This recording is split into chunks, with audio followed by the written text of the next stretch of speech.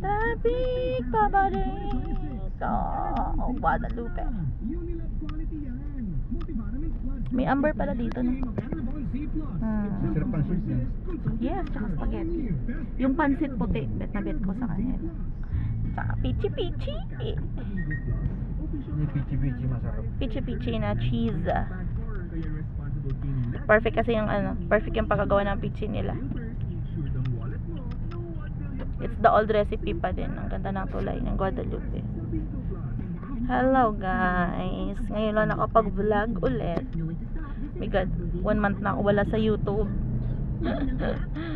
So matagal na. Thank you sa support. Thank you sa support nyo guys. Sumahod na ako. And be back soon. Be back soon. Dito kami sa Guadalupe tulay. What is that? Ah, may ilaw. May ilaw pala yung kanto. Oh. Kala ko buwan kakon. Dito kami nag-u-turn off. Pagaling kami ng Pateros. Yan, dyan. Sa ilalim yan.